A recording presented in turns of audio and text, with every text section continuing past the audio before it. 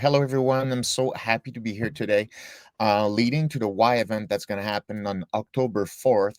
I'm leading a series of interviews with people that you might know, people that often are admired, that people that make significant contributions, and or that I feel that they have some psychological skills that could inspire everyone.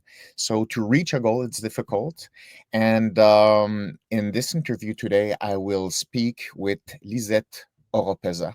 It's a great honor to speak with her. She's a very sought after soprano and one of the most celebrated and popular opera singer in the world right now. And I'm very curious to know her more than what she can show on the stage. There's a whole person to discover behind the stage. So it's my great pleasure to talk with Lisette today. Hello, Lisette. Hello, Guillaume. Thank you so much for having me. I'm very, very happy. I was looking forward to this discussion. As you know, I'm interested in human brain behavior, performance, skills. And 10 years ago, it was new for me that I started to work with opera singers, and I discovered like a new world of performance, of precision, of being good at doing so many things at the same time. And not everyone knows opera, but the more I was interested in opera singing and the training, the practice, how hard it is, I became more and more interested to understand the background, how a singer can think.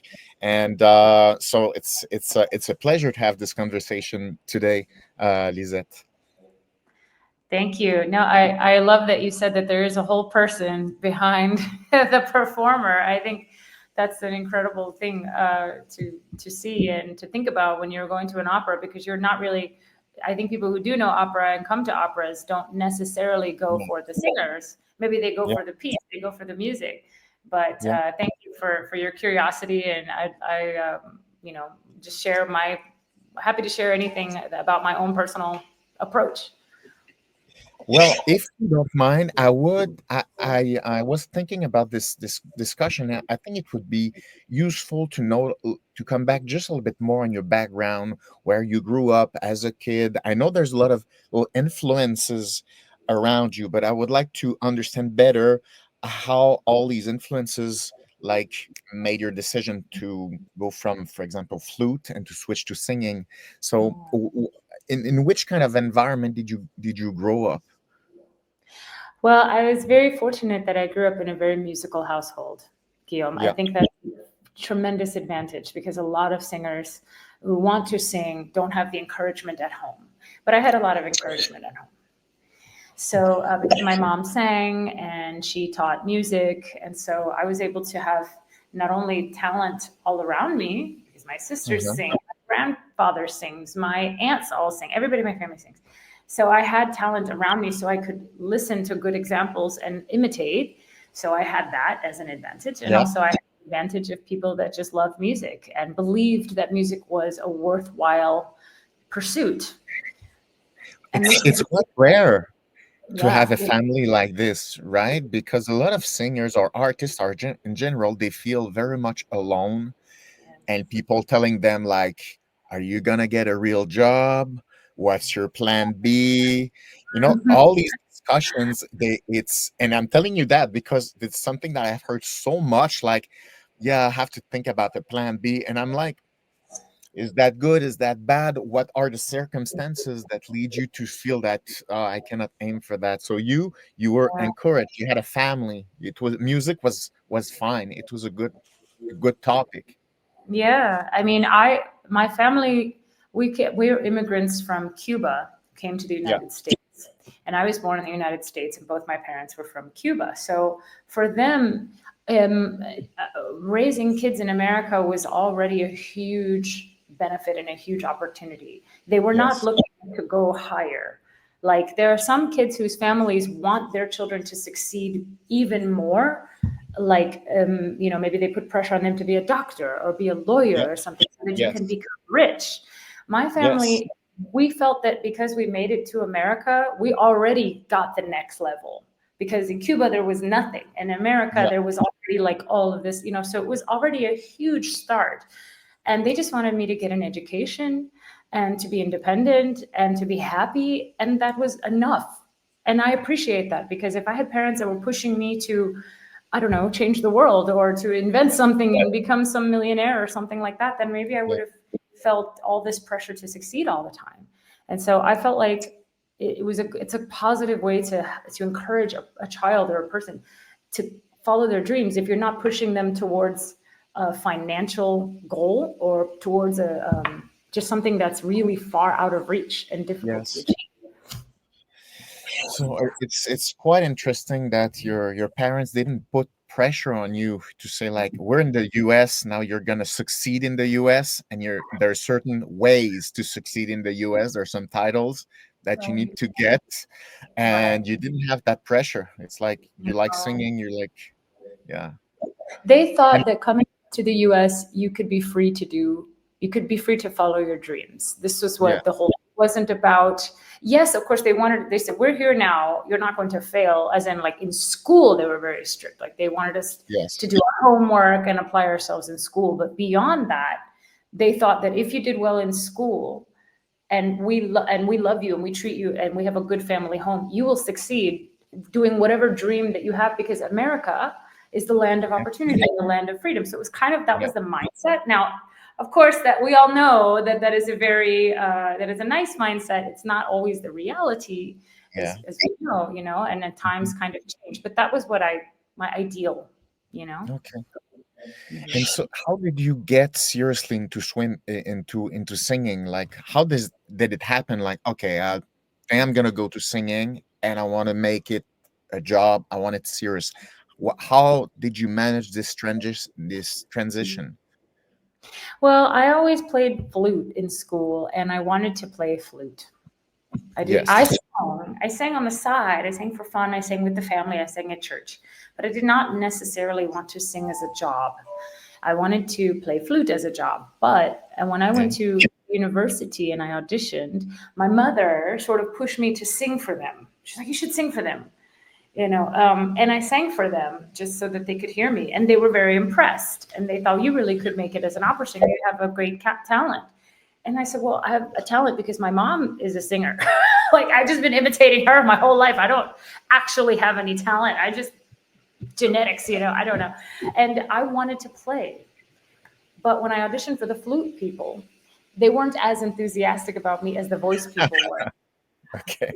It was like the voice people were like, yeah, go for it. And the flute people were like, sure, okay. But, How did you feel? How did you feel with comparing your flute feedback and the voice feedback?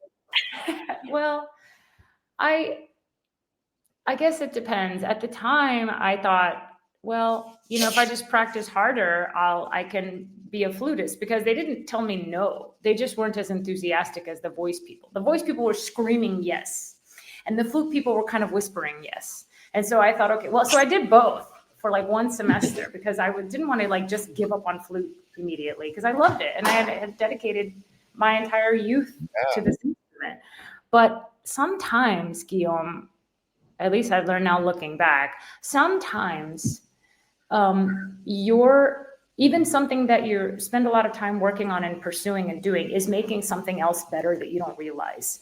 And in that case, my playing flute and practicing flute was helping me be a better singer without me even trying to be a better, like purposely trying to be a better singer. I was doing things that were making my singing skills better. I was a better musician. I could sight read. I could follow a conductor. I knew about the instruments in the orchestra. I could play. I could write down. I could take dictation very well. As a Mhm. singer, you don't really do that. You don't learn those skills the same way an instrumentalist does. So being an instrumentalist made me a smarter singer. And I already had the gift because my mother sang, and my whole family, everybody in my family can sing. So I thought that was normal that everybody could sing. I didn't Yeah. actually know that it was so rare. Actually, I was naive about that as well. I thought everybody's mom sang beautifully. Like, doesn't your mom sing you lullabies beautifully?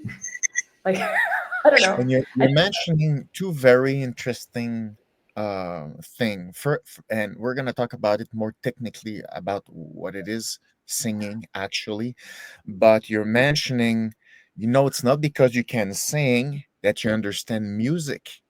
It's like the first time I heard that was like, yeah, if you're singing, you're doing music. No, it's big. Music is bigger than that. It's reading music. It's knowing what the maestro wants. It's an awareness. Some Yeah, people are just not as good in music. They can have a nice voice. They can right. have nice singing qualities, but it's very hard to make music with this. When I heard that the first time, I was like, wow, you can dissect these different skills, and it's not automatic to have all these things. No, it isn't. In fact, it's a real skill. It's a real study because a Yeah. singer can just listen and imitate Yes. and sound good. And you can sing high notes and low notes, but if then you give them a score and you tell the singer, okay, read this, they can't necessarily read music. Most singers Yes. learn at some point, but a lot of them don't learn at all. Sometimes in high school, in college, they might sing in the choir, they might have to start learning. But I was already learning from the time I was like 8 years old. So I Yes. already could read. So I was, because of flute, you have to. There's no way, you can't learn by ear. You have to learn by music. And so actually, this gave me a great advantage because then I could sing and I knew what I was doing. And so I was more efficient in my practice. And Yeah, there you and go. it's something I want to ask you later. We're going to talk about emotions. If I forgot, please remind me. There's a link between the way you prepare and how strong you will feel, for example, in an audition, in a performance. So I would like to explore with you the relationship with the proper preparing, proper practice, and performance, which is, to me, I feel it's two worlds. People want to perform and they don't relate it in a nice way or in a coherent way with the way they are practicing. So Mm, I have precise question about practicing. okay. But back to you, how did you find your voice as a soprano that we call coloratura? Like, how did you come up with this is my identity? This is me. How did you find this?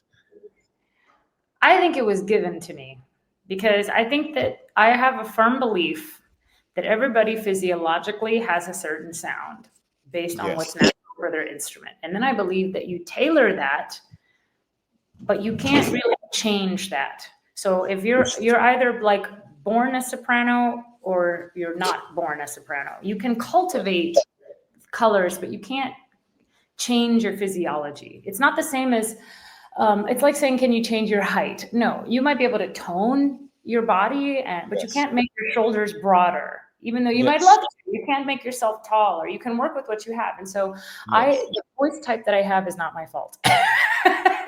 It's not my choice or my fault. Now, of course, you can strengthen it and develop it, and you can cheat, and there are certain things you can do. But my voice type is the same as my mom. I think they're very similar to Okay. what my mom had. It was just she was a higher soprano.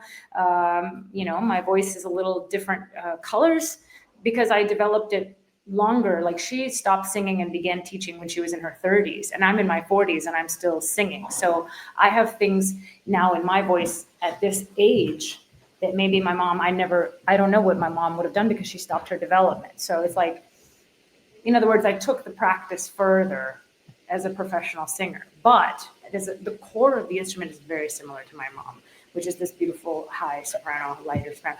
Her voice to me, I think is so beautiful because my mom, I swear she didn't have to practice as much as I do. Like she could just open her mouth and it was just there. And she didn't, I do so much more thinking and tailoring and working, and I feel like she could just open her mouth and imitate a recording. It sounds just like on a muffle. Um, and she maybe she was more blessed, but yeah, there you go. So you have the same voice as your mom. I think similar. Hers is Okay. better. Okay. Now a voice is kind of your fingerprint of your instrument, right? As you say, it's tell me if I'm right, it's biological. You're born with a preset and how you play this instrument, but you have a sound. It's not something that you can make up. You do have a sound. Am I right saying that? I believe that. Maybe not everybody agrees. It's kind of There are voice teachers who say, I can make you sound like blah, and I can make you sound like blah, but Yeah. I don't know how much of that's really, because it's a literal mechanism. You Yeah. can't make it bigger. You can't make it, Yeah. you can't force it to do certain, and a lot of it is very involuntary. Some of it's Yes. voluntary, but with what your actual little membrane is, it is what it is. You Yeah. can ruin it. You can, but there's not like the way I talk, for example. Yes. I can talk a little lower, but that's not my voice. Like I have to force this, but I can't go Yeah. lower than that. I mean, and if Yeah. somebody were to, I can make you sound like a man, Yeah. they're wrong. You know what I mean? Yeah. It's kind of, Yeah. Yeah. yeah. Okay. So, when you say soprano, Mhm. does it mean, do you separate, for example, I'm a soprano voice singing, but talking, maybe I'm not a soprano? Is there, do you define the speaking voice and the singing voice? Not really. Actually, I'd never thought of that. I think the way that I speak is because most people do speak in their chest register, like they're like this register here, the lower one, because it's Yeah. louder. But I Yes. also think the way that I speak is because of the language that I was brought up in, which is Spanish, which is nasal. Spanish speakers tend to Yes. speak in this kind of way, at least Yes. in Yes. our Yes. Yes. family. So I speak that way. So maybe my voice is a bit nasal. And so I think language informs that, and I think Yes. culture Yes. informs Yes. that. Yeah. Oh, I'm so happy to talk to you about these things like these. Okay, like you're bringing a technical point here. The language.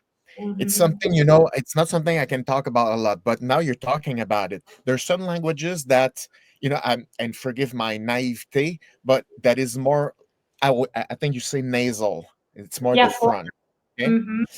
Like Latin, Italian, Spanish, French. It's very like this. English is more here. Am I right? Yes, I completely agree. English is very in the back. Yes. Yeah. And do you feel there's a difference with how a person uses his instrument with the language that he speaks, that it's sometimes going to create a more, for example, leadership effect, stronger effect, lighter effect, more emotional effect? Does Mhm. the language change how people feel when they're talking? I think it does. I absolutely, because language is only the only reason we have it is to communicate an idea, to Yeah. express an idea or a thought, right? This is why we have language. Otherwise, we would just look at each other all the time, right? And I don't have Yeah. to, sometimes I can speak to you without saying anything. I can say things with my eyes, I could say things with my gestures. But when you verbalize something, you only Yes. have the context of that language. But for example, as you know, and you speak many languages as well, Guillaume, certain Yes. languages have certain things that you say a certain way, ideas that Yes. you verbalize a certain way, and then other ideas that are verbalized a different way. So it's like if you speak more than one language, it opens up your mind to perceiving a concept two or three different ways because Yeah. well, in Spain they say this, in Spanish it's this, and then in English it's that. Even though it might be the same sort of idea, but not really. There's like another perspective. It's very hard to explain, but I think you get it because I think you speak more than one language. Obviously, you speak more than one language, and you know what I'm saying. But like even Yeah. just a simple thought, like the fact that we say our adjective after our noun is Yes. one thing that you just don't do in English. You say a red Yeah. car, not a Yes. car that is red. Yes. But even something as simple as that already shows you there's two ways to say a car that is red. A Yeah. red car, a car that is red. Which one, where you position the word has a different stress. We're Hmm. saying the car first and then the describing after. In English, you describe the car and then you say that it's a car. Yes. Don't know why, but it's like that's one tiny, very minuscule example, but there are much greater examples, which is fun because any thought, any idea, when you're reading a libretto or you're going through text and you say, okay, well, I have to sing this, and it's in this language that's not mine. How would I say that in my language? Yes.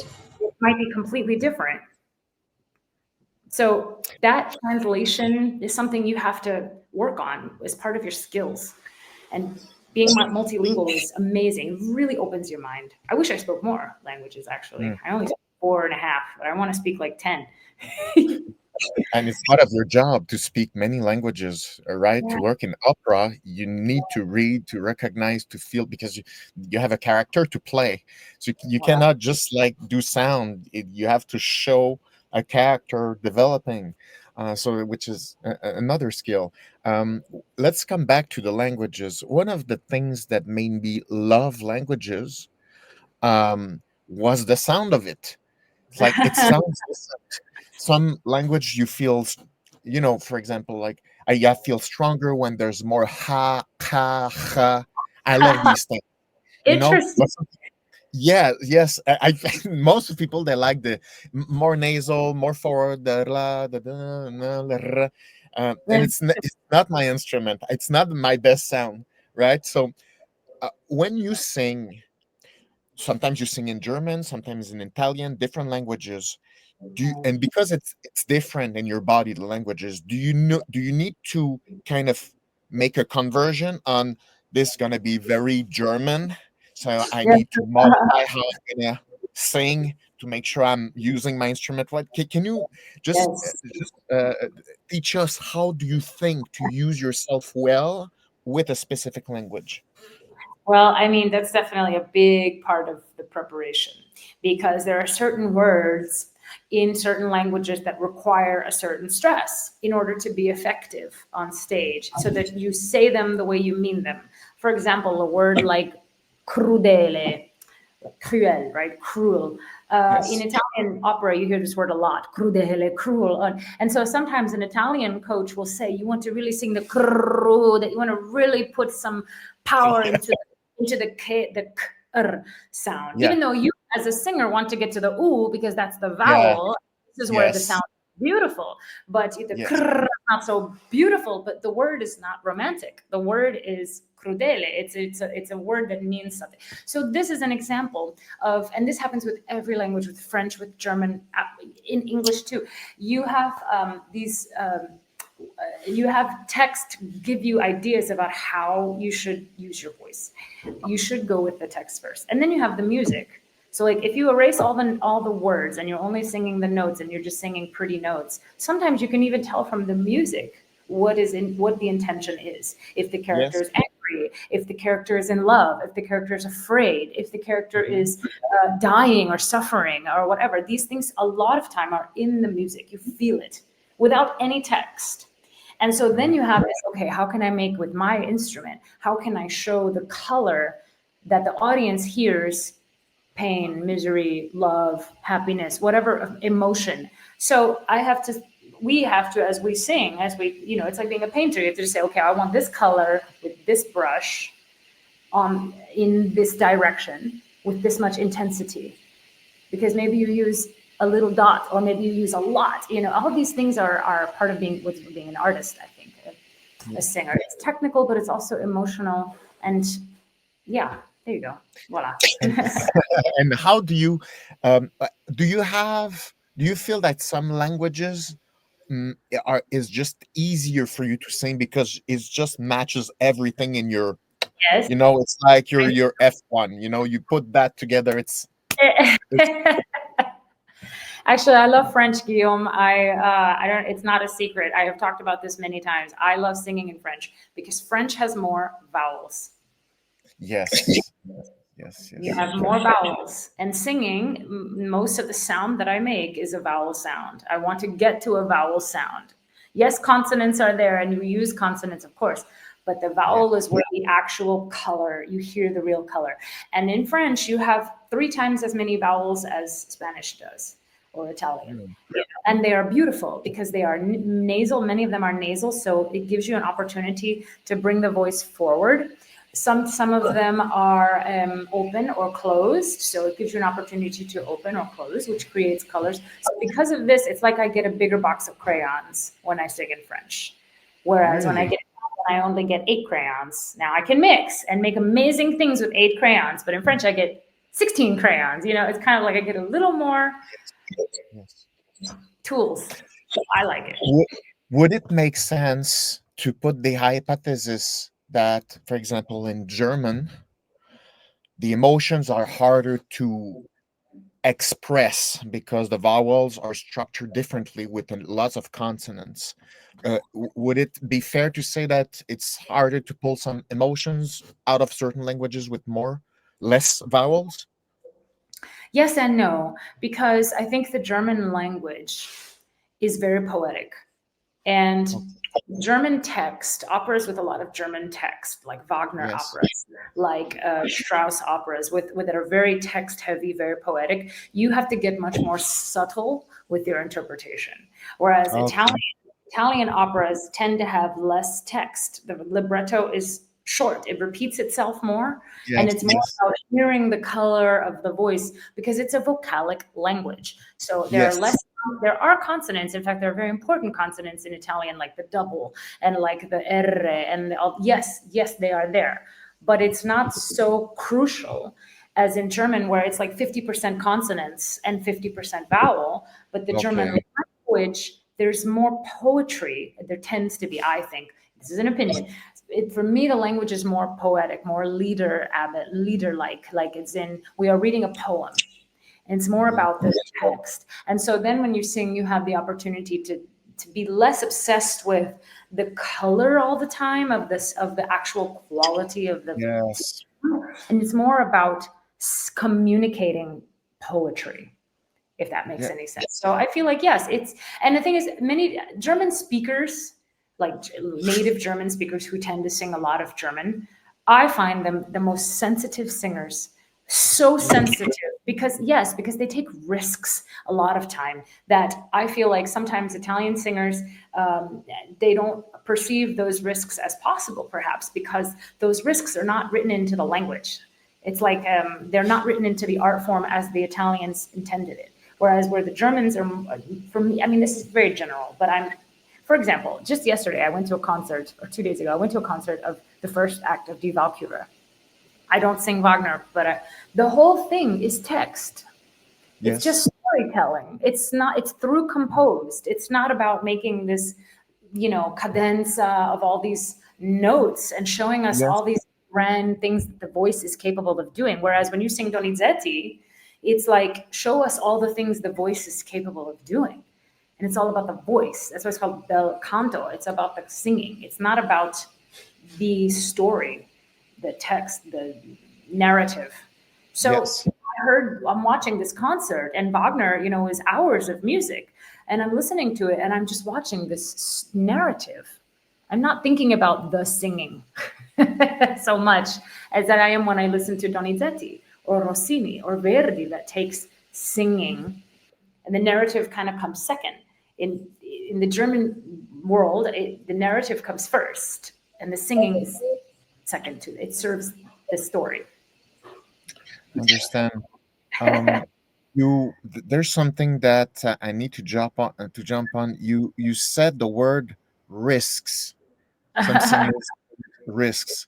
Can you just explain to us what is it? Because I have a certain idea, but it's not clear, to be honest. I know there's some vague ideas of what could be some risks for a singer, but can you give us an example of risks? Well, a risk is when you're going to do something and you're not sure of the outcome, right? Yes. So, as opposed to is when you take a chance, you say, I'm going to try this and hope that I get this outcome. So, therefore, I'm taking a risk. So, when I'm singing in a safe way, I know everything I'm doing, and I'm not going to try something spontaneous because I'm not sure of the outcome. Whereas, so if I hear a singer taking a risk, they might do something like an extreme dynamic choice, for example. Maybe they sing extremely soft to the point that Okay. it's like, and then I think to myself, okay, if I was looking at a vocal technique perspective, are they singing off the voice? Are they singing in a healthy, fully supported way every Yes. moment? No, they're not. So they took the risk of saying, okay, I'm going to abandon perfect alignment and absolute vocal precision for the outcome that is something unexpected, something shocking, something perhaps just different, unique, that I wasn't expecting this person to do this sound. because they made Mhm. this sound that was like strange, or maybe even Yes. ugly, maybe even an ugly sound. Sometimes that's a risk. Like we don't want to sound ugly, we want to sound beautiful. That's the whole point of why we do this. We want to show how incredible and magnificent the voice is. You don't want to get up there and make ugly sounds, but sometimes you take the risk of making an ugly sound if it serves the moment, if it serves the Yeah. character, and that's a risk because not everybody likes that. Some audience members don't like ugly sounds or risky dynamics. They or pushing. Or loud, giving incredible, forceful emotion. They think it sounds, oh God, it's like, is this person hurting themselves? And that's Mhm. risky. Yes. You know what I Yes. mean? So I kind of Yeah. feel like there's safe singing and then there's risky singing. You want a little drop, I think, of risk every now and then because it's thrilling, it's exciting for the audience. Okay. You have to be careful because if you're doing too much of that, you could maybe pay for it Yeah. another way. Okay. Well. Okay. Since when the subject, is it? Would you consider that a big percentage of risks involve higher notes, or in the high part? Is it the risky range? Good. A risk, for me, when I'm on stage, if I feel great, like if I'm in a feeling great, I feel strong, I feel healthy, Yeah. I feel energy, I push more risks in my performing. For example, I might hold a note longer and than I need to. Yeah. Yeah. Yeah. Which is a risk. That's Absolutely. a risk because I might Yeah. run out of breath, or I might fall off the support, or I might get off pitch. But Yeah. if I feel good, I know I can support it, I know I can sustain it. I'm going to go for it. I'm going to reach for that extra, just take that extra second. Or perhaps I might, or throw in a high note that I hadn't planned, a new, unexpected, risky cadenza because I hadn't planned it and I hadn't practiced it and I hadn't tested it and I don't know if it's going to work, but I think it will because I feel good. I feel strong. I'm confident in myself. I'm going to go for this extra, whatever it is. You know, And do you do that all the time? Is there always a place where you take risks, or sometimes you say like, not tonight. It's not. I'm not in a mood of going there. Because of all kinds of things. Energy. Fatigue. You need to make choices. How do you? Um. What makes you feel strong? Like it's like, okay, I'm going there. I'm going there. I'm gonna push this note. There's a thrill on it. Like, will I be able to deliver it? I think, I don't take risks that frequently, at least not Okay. in performance in the moment. I take them when I feel, and then I guess it's not so risky. I take them when I feel like I'll succeed. That's not much of a risk, is it? It's kind of like Oh, it's always a risk. If people are watching, there is a risk. there's a risk. I could still fall, but Yeah. like, I feel like it's one of those things of you every night is a risk because I suppose even though you might feel great, the morning you wake up of the performance, you feel fantastic, you had your food, you feel great, you rested, and then you start as the performance goes feeling tired. And then by the Yes. end, you have nothing. So, and that's not a good night to take a risk. Like you might realize 15 minutes before your last thing that, oh God, I don't know if I can make it. And then you start kind of like, so I think Yeah. risk is one of those things that as you gain experience, Guillaume, you figure out when is it's safe Yeah. because you still want Yeah. to be safe. But also maybe like, for example, if it's the last show of the run and I know I have a week after Yes. to Yes. recover, I'll go for it. This is the Okay. last one. I'm Okay. not like, oh, I have to sing tomorrow, then I'm not going to take a single risk because I have to sing tomorrow. So I'm going to be very careful and very like Yes. conservative. Yes. Yes. Okay. That's really interesting. Um, how did you discover the coloratura of your voice? Do you start by saying like, okay, let's start by being a soprano and make sure that that's the reality. Okay, that's fine. But it was never clear to me what the component of coloratura, what is this exactly? Is it kind of an option, a style, just in your voice, in you? How would you describe what it is?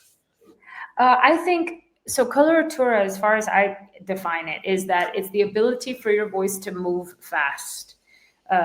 with many, many notes. So Yes. like if you're just singing ah, it's one thing, but if you're going ah, that's a lot of more notes.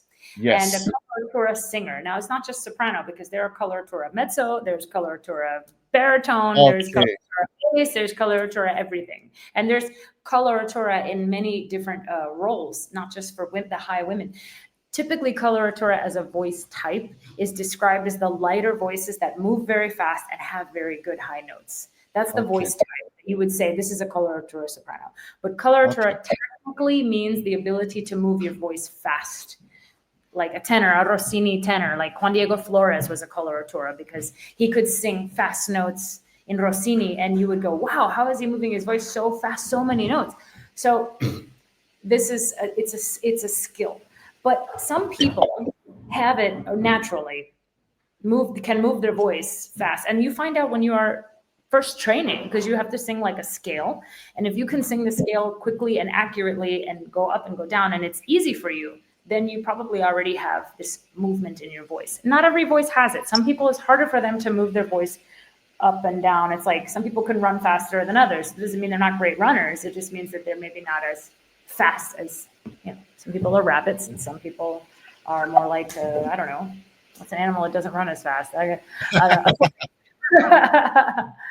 So So okay, it's, um, yeah. I find this skill very interesting.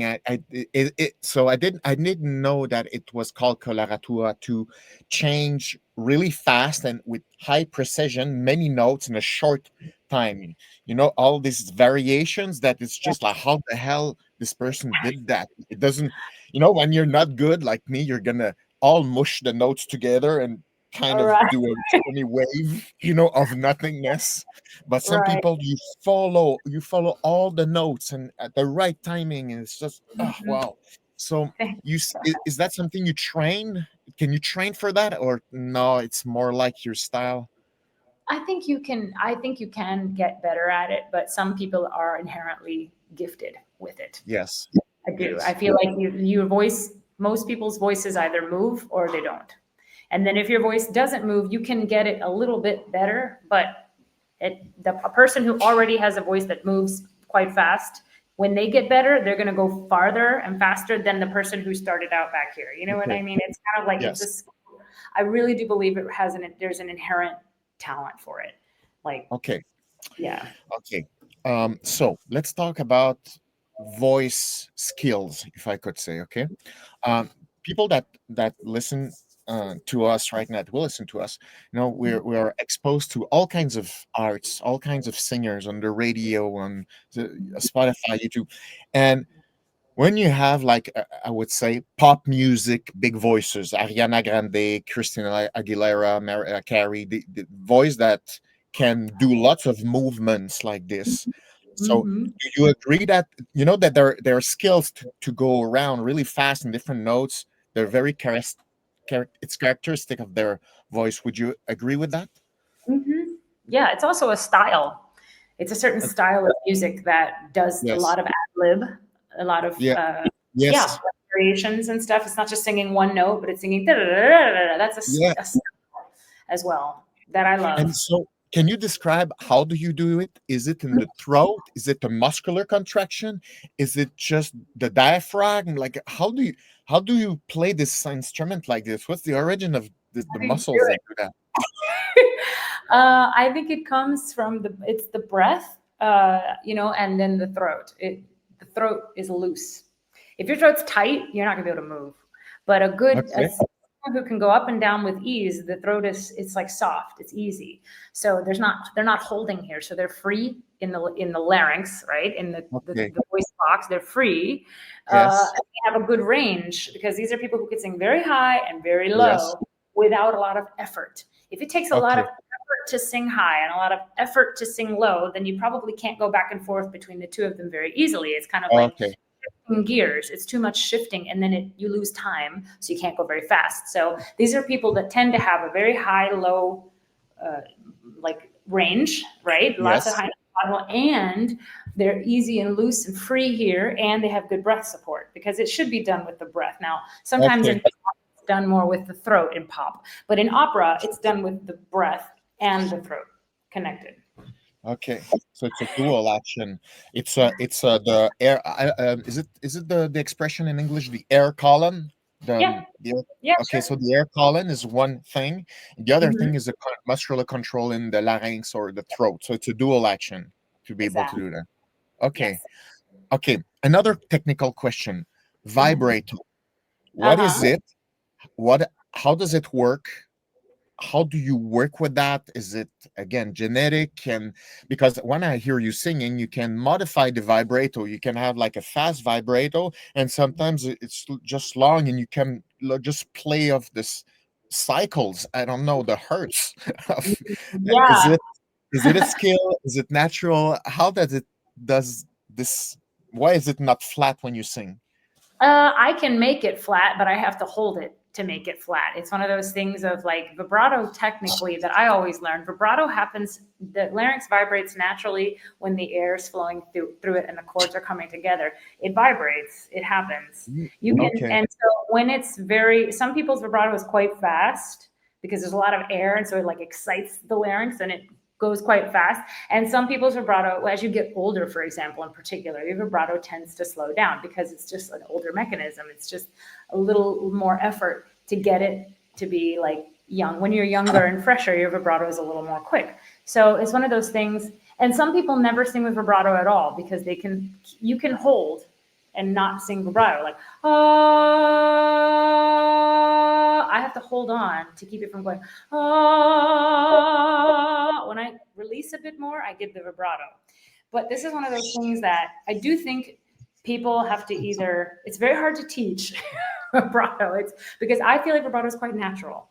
When the musket, when the air and the throat are in line, they're together, and this is free and not held.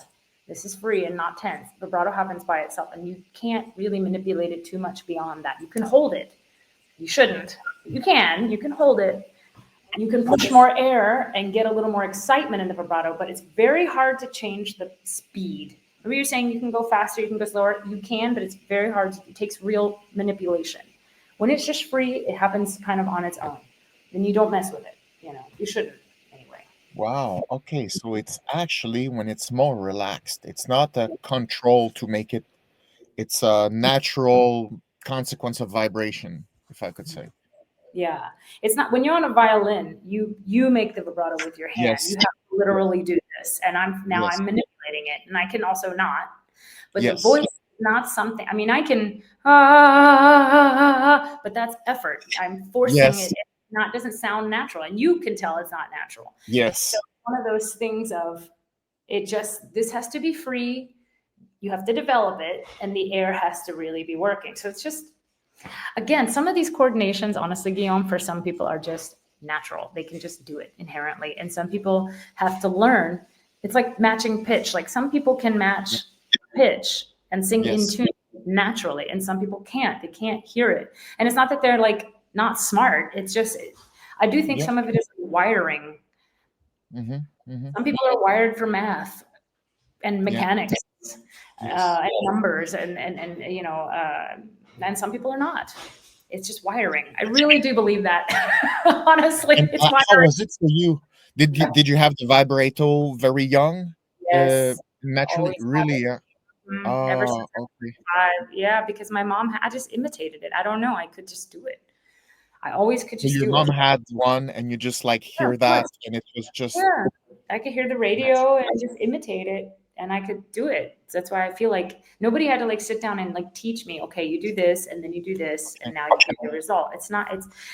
I, in a way, it's hard because I feel bad because in a lot of ways I was very gifted and very blessed and Yeah. very privileged because of that. But then if someone asks, "But how do you do it?" I'm like, I don't know. I just can't. I know what's technically happening. I don't know what I'm doing to make it happen other than, you know, any more than you can say, why is your heart beating? Are you making it beat? You're like, Yeah. no. It is. It's just beating. No, there's a part of mystery in the nature of someone's sound. There's a part of mystery in there, definitely. Um, um, let's talk about emotions. Well, in psychology, I talk a lot about emotions and all cognitive processes. And when I started to work with singers, I realized how much emotions can be in the way of their own singing, depending of how they feel, the phases of their lives. If they feel miserable, they feel pretty strong. They're it's very sensitive. So the psychology seems to influence a lot the instrument, since it's air, it's muscles.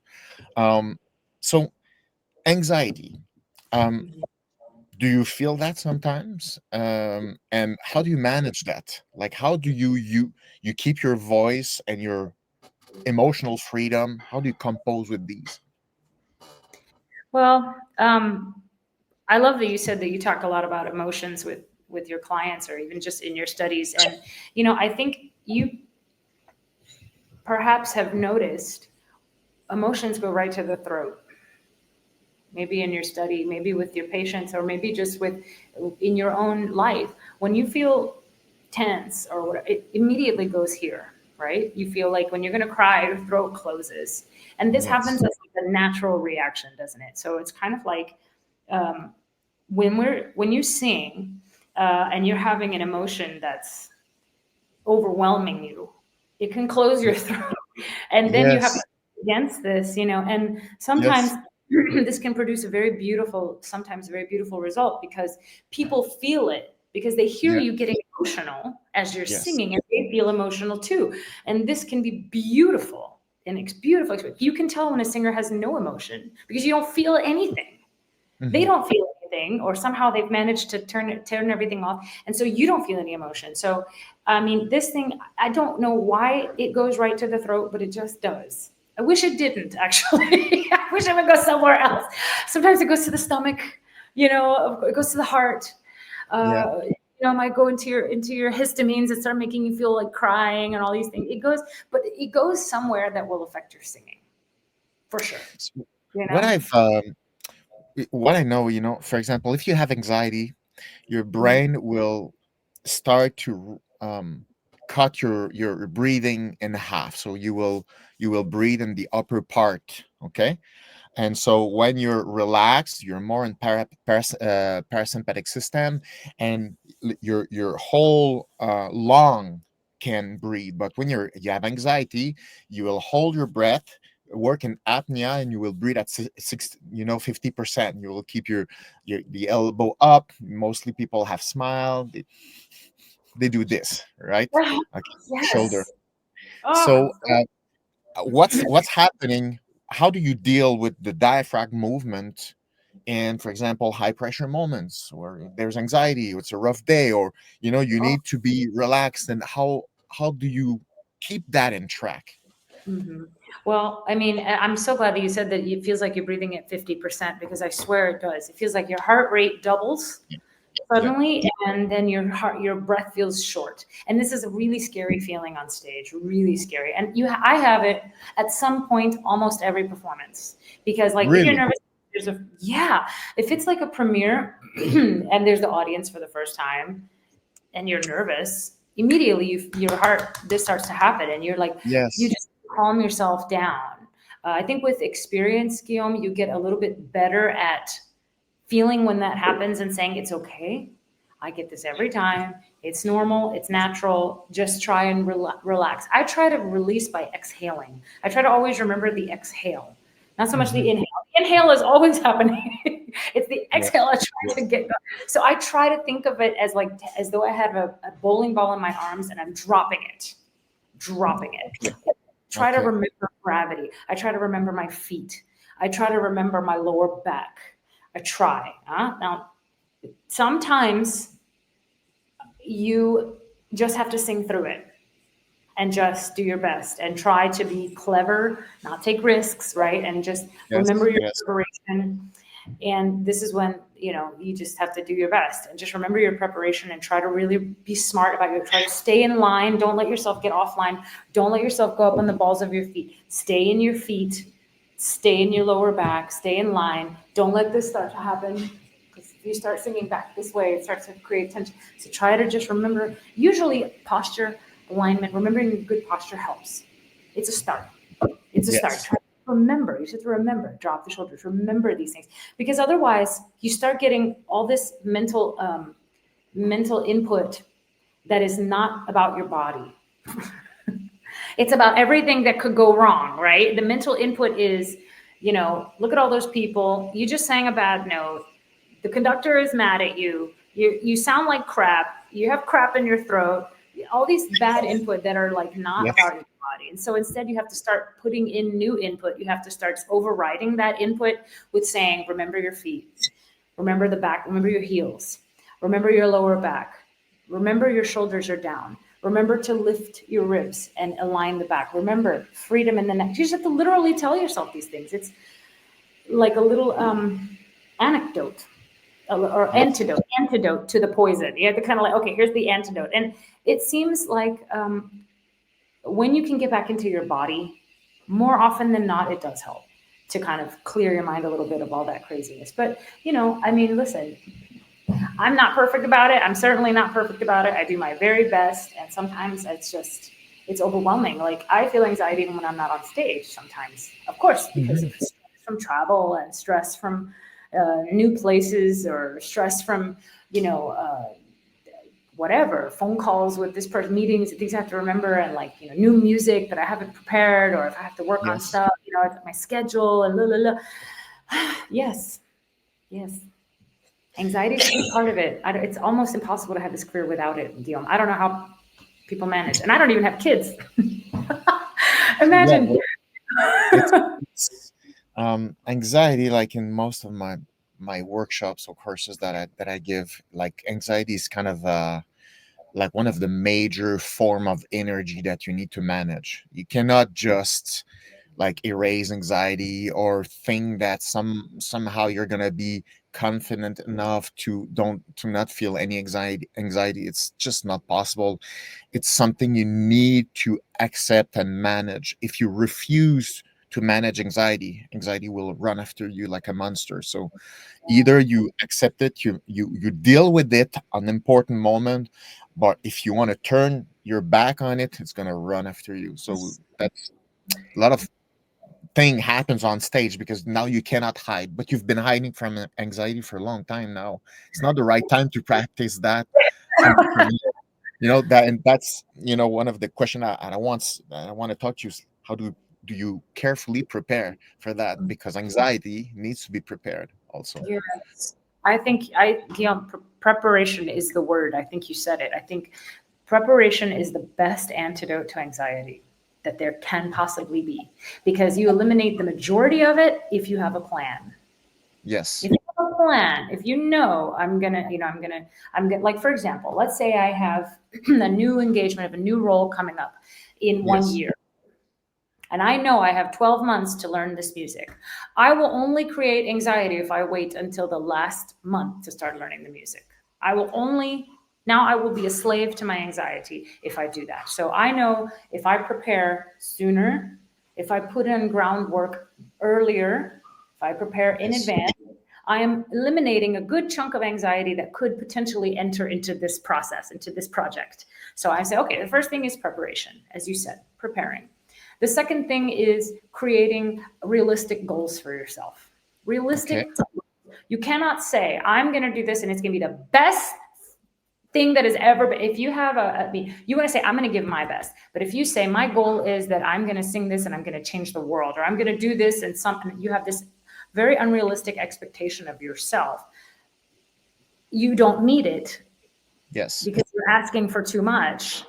Then you're already creating something that you can make a disappointment of yourself. So if you say to yourself, I'm going to prepare early, I'm going to do my best and put in my best effort, and whatever result my best effort gives me, I will be satisfied with the result. The result that I'm going to get is only going to come based on my effort. If my effort was 100%, then my result should be good. If my effort was 50%, my result might not be great. And I can't blame the world for that. I can only blame myself for that, because I know I didn't give 100%. But if I know I will give 100% to this project because I care, because I want it to be good, because I have integrity, because I want to make a good impression, whatever your reasons. Yes. So you prepare, you have realistic expectations. you give your 100% best of yourself as best as you can, and that you also give yourself some grace, and you say, you know, I expect 100% of myself, but I also know that I am not going to beat myself on the back if I am not perfect every time I open my mouth to try Hmm. this. This is new, Hmm. unknown territory. I'm not going to know my way around this new city with my eyes closed. I have to have a map.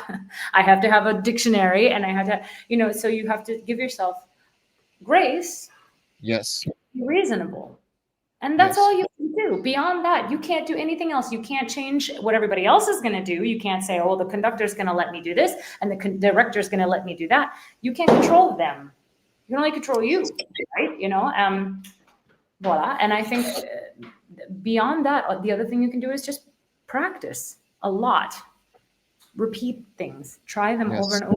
Really get into the lasagna. Don't wait until you get there to put the lasagna in your mouth. Get into the lasagna before you arrive so that you've already crossed the hardest bridges. You've already Mm. found the hardest moments. You know where they are before you get to the project and you have to start presenting it. Because for me, I don't like to show up to a gig, for example, and not know my music completely Yes. off, like memorized, because then I'm behind. If I'm behind, then I don't have a great result. And then I'm stressing everybody out. Well, speaking of lasagna, I'm not sure that all singers know about the lasagna. Um, it feels like, they're like, here's the thing, you've just said, in other words, you need to focus on what you control first, and what you control is a lot of little work that you need to put together. So it must increase your feeling of competence, but also emotionally you expose yourself to the real challenges. So the more you expose yourself, the more anxiety remains under control, and will not increase towards the show, for example.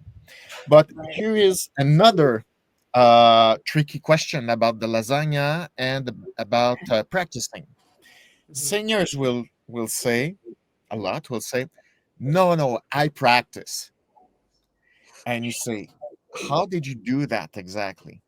And Ah, I heard from some coaches that some one phenomenon that happens is a phenomenon that they call marking.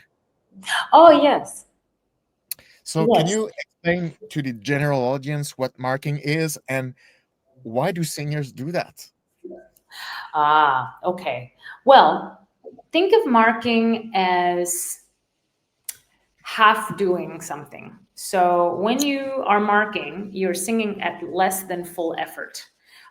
So it would be like a dancer. Instead of jumping every single jump, he knows in the performance he has to jump 10 times at this height. In the Yes. rehearsal, he might, because he has to repeat it for 6 hours in the rehearsal, he's not going to Yes. do it for 6 hours. So he might do Yes. half.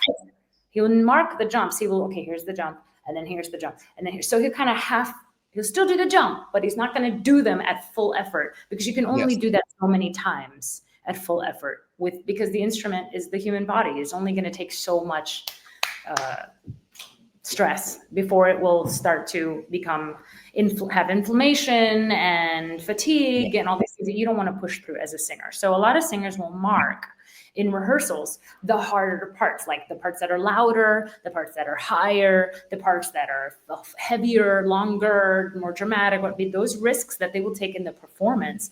They're not going to Yes. do every single day in rehearsal for 6 hours, because it's Yes. fatigue.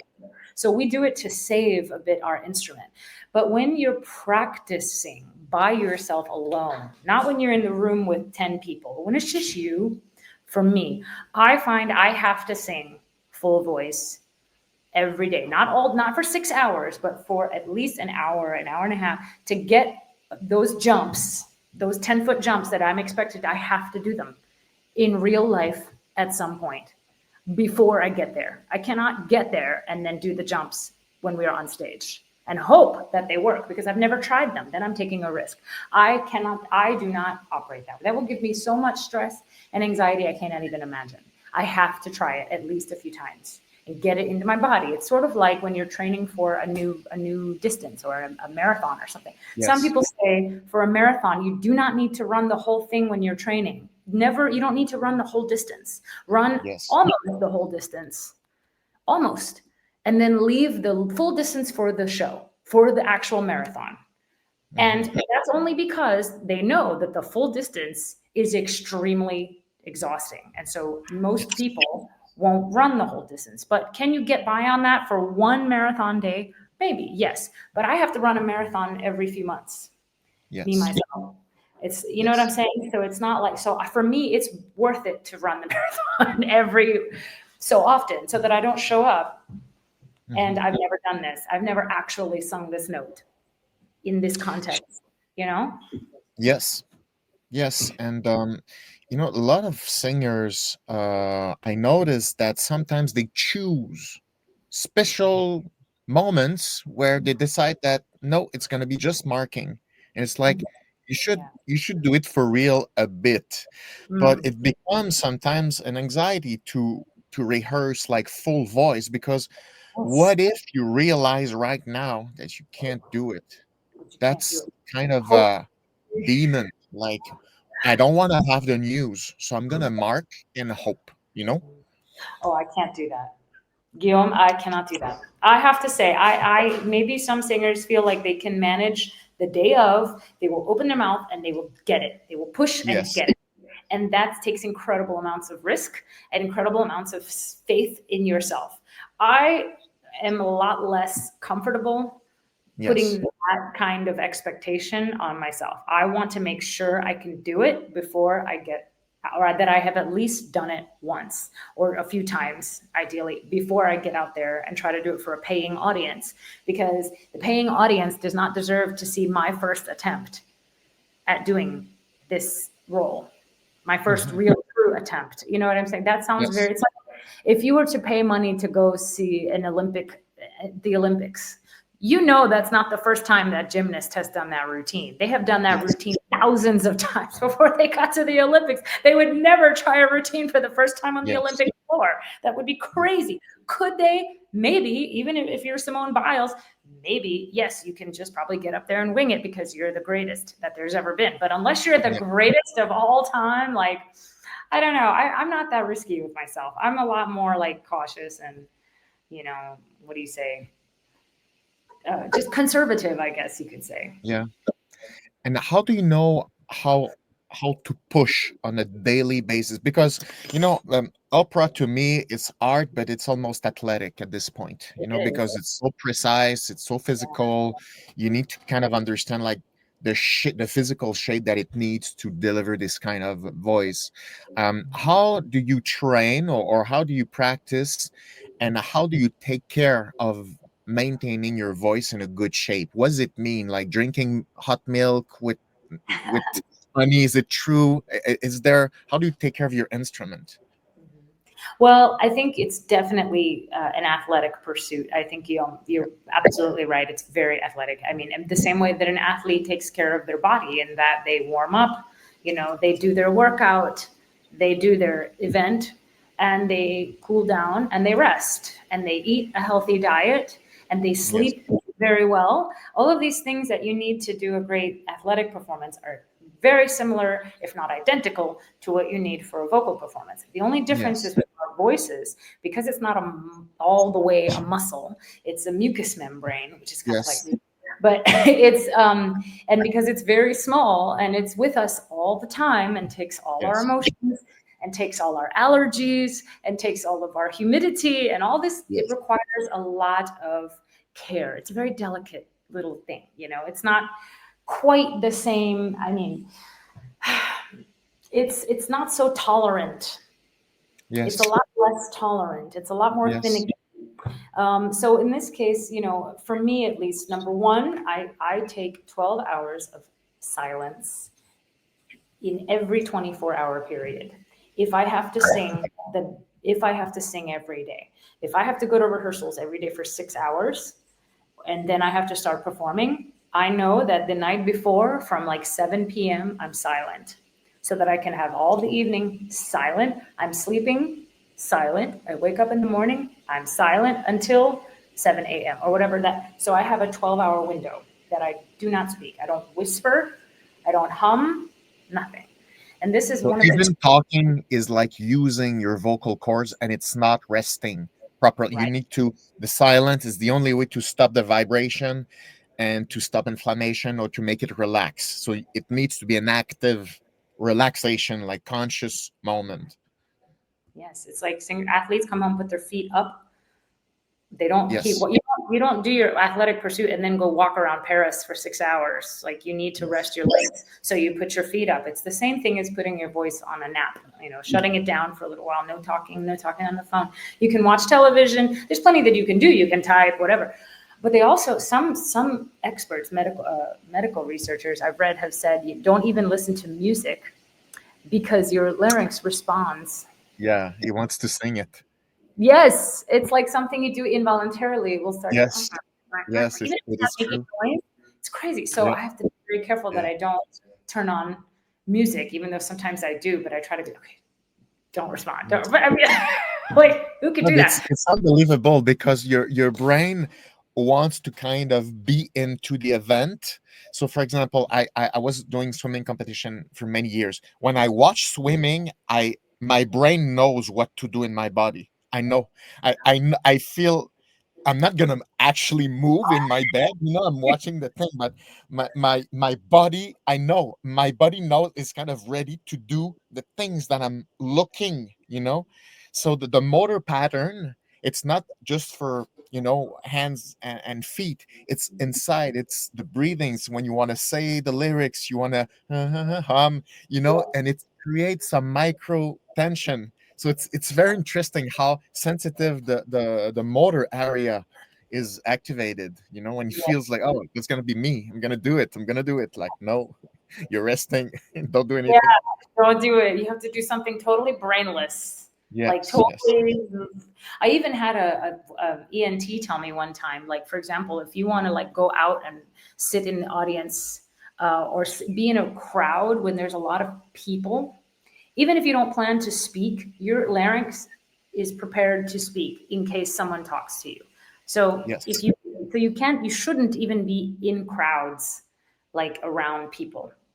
And also they might cough on you and then you get sick. So, It's avoiding people, another story. but that's yeah. There are two interesting things about that. One of those you already mentioned. We were talking about breathing, holding your breath. Yeah. If, Oh, for example, someone goes on a stage, okay, not musical, just like a speech, a politician. If the person on stage starts by inhaling, all the audience will hold their breath. And so basically, the person in front will control the oxygen intake of the public. So if you want to make the public relax, you must start by exhaling. The public exhale, and you start talking. But everything if was you start like this, everyone is like, "Oh my god!" So this is not compatible with relaxation. It's not even compatible with humor. If a stand-up comedian comes up on a stage and does, it's finished. You're out. You cannot laugh on an intake. You laugh on when it's outside. So if the comedian starts with exhaling, everybody's like, "Okay, that's fine. We're ready to laugh." Otherwise, everybody's standby. that's So so it's interesting. it's so interesting. It's so interesting because when we look at impressive performances in opera, and sometimes like you have no choice to react like, wow, it's so touching, it's so nice, and you are able to feel these emotions because there is freedom inside. But it's the people on stage that will set the tone of the audience. So the success on stage, like the experience that you give for the public, it starts with you. You're leading a lot of part of the process. And that's why you were mentioning anxiety cannot just be managed on the time. It's managed on a daily basis in Yes. preparation. So I think Yes. it's a key thing that you've mentioned there. Yeah.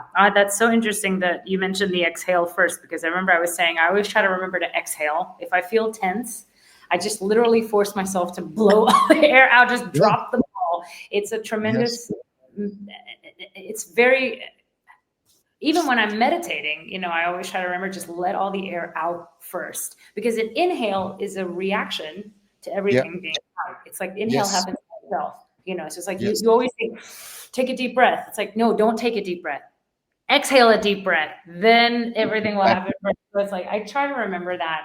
Sometimes, it's so interesting how you said that the audience reacts with the person on stage is doing, because that's why I was Yes. saying about the emotion. When you give an emotion and experience and you're singing with feeling, the audience can Yes. feel too. Just like when you're not, the audience also doesn't. And I definitely noticed that, but I didn't realize it was a true, like, real phenomenon, like physiological reality. I thought, it just happens to me, so it must happen to everybody else. No, what you're saying is actually rock solid science. It's Holy very shit. solid. There is a synchronization of breathing, and the person that we direct your attention to and has a hierarchy power will dictate oxygen regulation. So it's a big job. When you're on stage, you're basically managing a part of the oxygen of the audience. So when you're singing, it's only like tons of oxygen, and it's like that's why I think the more I discovered opera, I realized how much it connects people together in a way that we're not really conscious of it. Oh, it's incredible. Um, I have a question for you. People that will listen, we everybody's got challenge every day. We have dreams. Sometimes we don't allow ourselves the permission to go reach this dream or go in a certain direction, because the reason is that most of the time it's not going to happen the first time. It will take time, and you will fail many times before having a chance to grab what you're looking for. What is your philosophy about being disappointed, being, failure, coming back on track?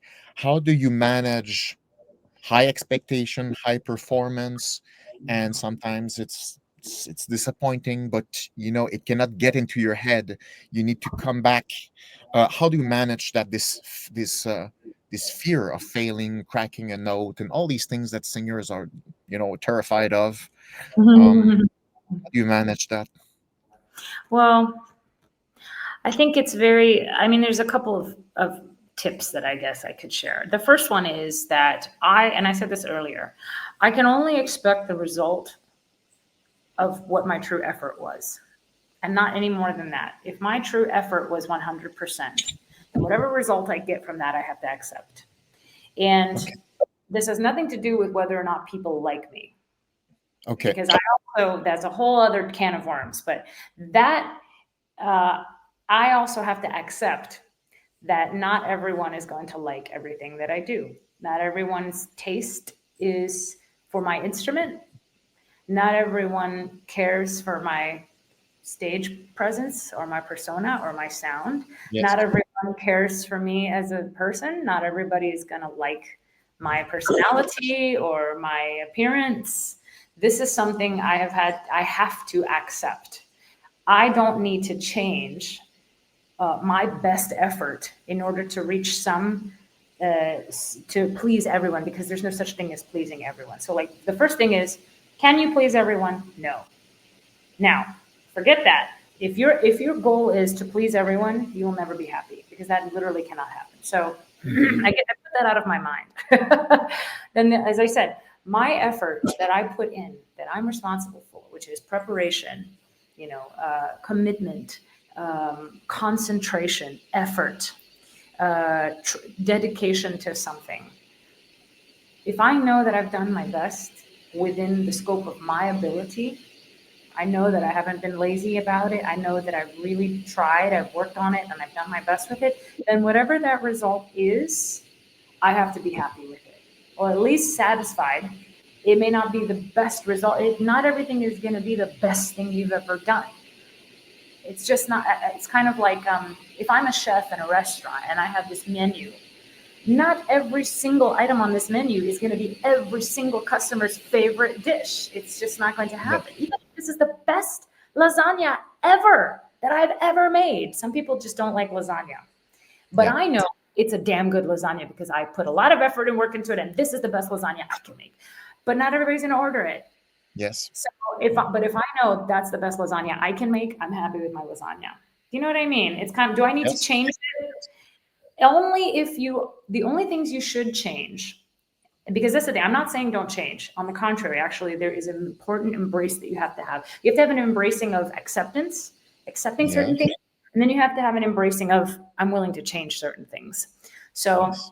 the things that I know I can change that are worth changing are things that are harming me, keeping me from having my best vocal health, things that are harming my mental health, habits that are creeping in that are making me feel like crap, or making me not sleep, or making me Yes. upset, or making me feel in a way that is not negative and is not proactive, is not positive and good. I have to find a way to change those, whatever those habits are. And I have to change if there is feedback that I'm getting that's constant from people that I trust about something that I really truly need to work on.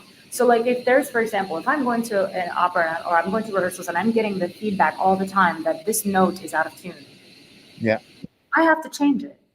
I'm not going Hmm. to say, well, I'm doing my best. That's the best Yeah. D I can sing. But she says, yeah, but it's flat. Then I have to change. I have to find a way to sing that D in tune. There are certain things that you just have to like be humble about and say, I can and should change that because it's the right thing to do. It will make me better. But there are only so many changes I can make before there are changes for the right reasons and changes for the wrong reasons. If I'm changing because I want to be a better singer, like I'm improving, I'm more accurate, I'm more prepared, my languages are clearer, the tone is nicer, whatever, then those are worth making. If there are changes that say, well, this critic doesn't like you, and this person thinks that you sing, your voice is ugly, and this person said that they think that you're not a good actor, but you know you did your best, then you can't make changes for those people. So it's like you have to have the Yeah. balance.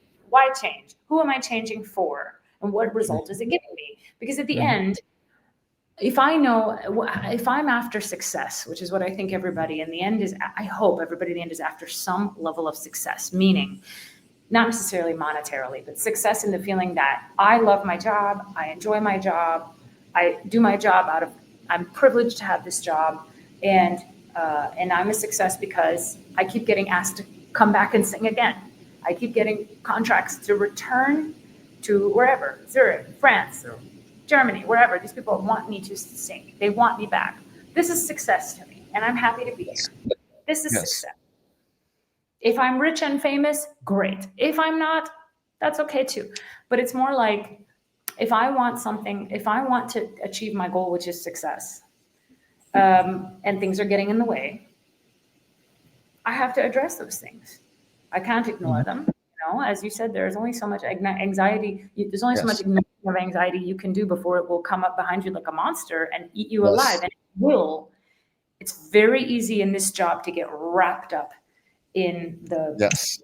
I hate to say the bullshit, but it's true. Get wrapped up in the bullshit, the things that don't matter, the things that are negative, the things that are hurtful, the things that are exhausting, the personality conflicts, you know, the politics, the Yes. expectation, the Yes. unfairness, the injustice. All of these things can and will make you miserable. And you'll say, I don't want to do this anymore. But if you're Yes. doing it because of that, forget it.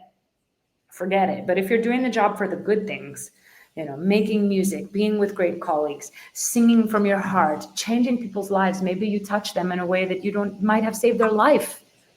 Yes. Literally might have saved their life that you don't even realize. This is why you do it. You just have to keep remembering that. What was the would you describe the maybe the hardest challenge or period or challenging period of your career when you know you can have doubts, it doesn't work, you don't know where you are, or it's hard, even everybody that knows success have gone through hard period. Would you describe one, and how did you get out of this low in your life? Well, I mean, everybody struggled during the pandemic, for Yeah. example. But I'm not going to say the pandemic because by then I was already established. And I Yeah. got very lucky during the pandemic that I was able to, because I was already well known, I was able to have Yeah. a lot of work. Before I was established Yes. was the part of my career, and I think is the hardest part of every career. It's that Yeah. that gray area between being a student and an unknown, a young professional, and Yes. being a star, an established singer. That period Yes. is probably, for some people, it's 10 years. For some Yeah. people, it's 2 years. For some people, it's their whole fucking career. I'm sorry. For some people, they feel like they're forever going Yeah. in. They're not established. They are working and trying, and they are Yes. not feeling like they've ever made it. And I was at a point there. I went through a period where I had a different manager, and I was feeling like I was doing everything right. And this is the worst feeling, when you feel like Yes. I'm doing everything right. Yes. What's There's nothing else I can do better. So yeah. else? What's wrong with me? Is there some reason why I don't have a full calendar? Is there some reason why this company or that company doesn't want me to sing, doesn't want to give me a contract? Have I done, please tell me. And I remember sitting down and calling my manager at the time. And I said, what am I doing wrong? Tell me, please. I want to know. Is it my voice? Is it my personality? Is it my looks? Is it my preparation? Is it that they have other people that they like? Is there some problem? Please tell me. And he's like, no, you're fine. It's just the way it is, you know. Some people just make it and some people don't, you know. But no, you're fine. You haven't done anything wrong. And So I was was like, that a good news? Is that a good news or bad news? horrible. I thought it was horrible because I was like, if I've done nothing wrong. Then I got really mad and I had like this whole crisis where I felt, and I had this vacation of like 2 months that I just had no work for like several months. And I went out to Utah. Have you ever been to Utah before? Yes, I did actually. I went to Utah on a hiking trip Okay. to like find All right. myself. Okay. And I was like, I'm going to get to the spiritual bottom of this. If it kills me, I'm going to find out what in the universe, because I was so angry spiritually, because I was like, God, Yes. I believe in the Lord. Okay. I was like, God, Yeah. I've given up everything for this job. I have lost weight. I got on a diet. I lost weight. I changed. People told me I was too fat. I lost weight. Okay. I did it. And I'm singing the best that I think. I'm singing really well, the best I possibly can. I went to a great young artist program. What? Why are you blocking me? This is the conversation. I'm being very like personal. In This is just Utah. in Utah. I was Okay. staring at the sun going, what have I done? Why am I not having the success that I want and that I feel that I deserve? Okay. I felt like and this is very, very vulnerable in telling you this because it sounds conceited, but this is how I honestly felt. Why don't I have the success that I think I deserve based on the effort I have put in? I think I should have this. And I don't have it. What have I done? Why? Why are you blocking me? And and this was a horrible crisis because, and my mother was like, she's a very spiritual person, but she was like, Lisette, you're only going to have the success that God is going to give you. Okay. You can't control. You have God. And her whole thought was things will come in God's time and not in yours. Okay. Okay. Whether or not you believe in a spiritual and in a divinity or whatever, the concept was you cannot control and force results. No matter how much effort you put in, you're not. The world is beyond your control. Sometimes things are just beyond your control, out of your control. You know, you can't. And so if you have these expectations that I'm doing A, B, and C, and my results should be X, Y, and Z, period, because it's not science. It's not math and it's not science. There are many things at play. Politics, emotions, personalities, networks, you know, certain things. There are things that have nothing to do with you. And you have to accept that you can't control your destiny all that much, was what she tried to tell me. Of course, I hated this answer and I didn't think this was fair or right. And I thought, no, I have to be able to control it. If I can't control it, then why am I doing this job? Because this is hard work. Okay. I'm So you not were in getting Utah, you were praying, you were like, okay, can I get an answer or I just gonna work harder? Like what's, because I thought that the moral of your story is like your mom was right. So just like wait that God does it. But kind of it's what like, no, I need to control more. It's like I need no. to control more. Well, so the first thing I did was I fired my manager. Oh, I okay. came home and I said, then obviously he's not the right manager for me, because I'm not the one making phone calls to get myself jobs. My manager is. So I said, okay, maybe I need a different manager, because for him to say, this is as far as I can take you, then he's not the person who's willing to take me to the next level. You need somebody who says, Lisette, I think you're ready for the next level and I'm going to help you get there. All he said was, this is the best we can do. And I was like, this is not the best. This is not enough. Now, maybe that sounds like shit. That sounds like shit. Well, it was, but I had another manager already who was hungry, who was ambitious, and was like, Lisette, I can get you an audition with this person. I can get you a chance. I can get a meeting with this person.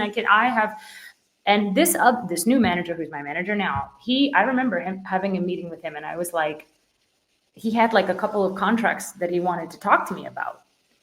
He was working with my manager at the time. They were working together. Okay. Yeah. And the manager who said, you're fine where you are. Well, the new guy says, I have 2 or 3 other things for you, but this guy's not returning my calls. And I said, aha, hold on. He's not returning your calls because he's satisfied with where we are. And this one says, yeah, but you could have this and this and this, and I'm ready, but this guy's not communicating. And I said, okay, I'm going to get rid of this guy, and I'm going to see how far I can go with this guy. Now, look, this is very business. We're not talking anymore about whatever. I mean, maybe the deep down spiritual. This was like, look, the truth is sometimes you simply have to have a different team. You have to change your team, because it takes a team to get an artist to have opportunities sometimes. Because the artist says, I can't call Peter Gelb or whoever, Alexander Neef, and say, I want to sing this job, give it to me. It doesn't work that way.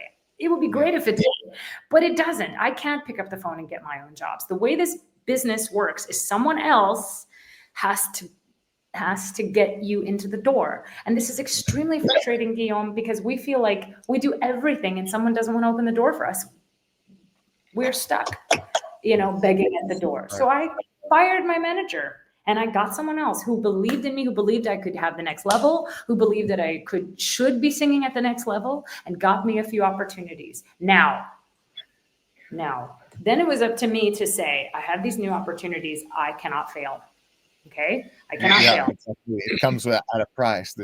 A bold move like this, you show where we really want to go, and it must be like 100%. Mm-hmm. Yes, if you get a chance, you get an opportunity that doesn't come along every day, you cannot screw up. So this is why they say success is when preparation meets opportunity. Then you have success. It's like I couldn't just have an opportunity and not be prepared, but I was prepared with no opportunities. So I needed both to exist so that I could hopefully have some level of success. And this is when I started having success. When I started having better opportunities, more opportunities, and I started having good performances and reviews and audience reaction. And then I started to become more well-known. And this is how my career took off. So in a way, was it all my doing? No. But in a way, I did have something to do with it. I had to put myself in the best possible circumstances. But switching agent, as you said, it's a very big move. When people hear that, it's like, yeah, if it doesn't work with this one, you just change. Yeah, but when you're in it, you cannot know. You cannot, because you're asking your agent, is it me? What is it? No, you're fine. So maybe he's right. Or maybe I'm just crazy that I push further. Is it just me? So this is a big thing, what you've described, to say like, no, this is not satisfying for me. And I trust where I want to go. So and after, as you say, like the other person believes in you, you need to deliver now. You cannot not deliver. So how did you handle this pressure first? And what's the difference between the version of you that was not famous and known and right now? Is it more pressure, less pressure, more fun, less fun? How would you describe these two versions of your career?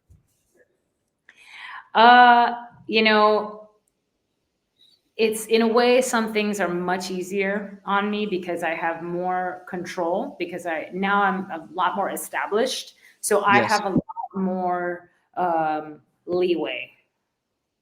Like, for example, I can now, if I wanted to call Peter Gelb, I can.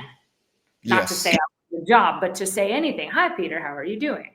I hope you're Yes. doing well. This is Lisette Oropesa. I wanted to tell you blah, blah, blah. I can probably do that now Yeah. because he knows who I am. Yes. Before, like, who the hell is this? Call my secretary. Hang up the phone. Yes. Yeah. And so I feel I have a little more, my foot is in the door now. My whole body's in Yeah. the door now, which is great because it gives you a sense. Yeah, I mean, I have to be honest about that. I have to be realistic. My calendar is very full. I'm very busy. I'm singing roles that I want to sing in houses that are open the door for me. You know, I don't feel rejected anymore. I Yes. feel much more accepted and desired. I feel like people want me there. And now if there's a place that I don't feel like they want me there, I don't have to go because I'm not desperate for a chance. I've had my Yes. chance.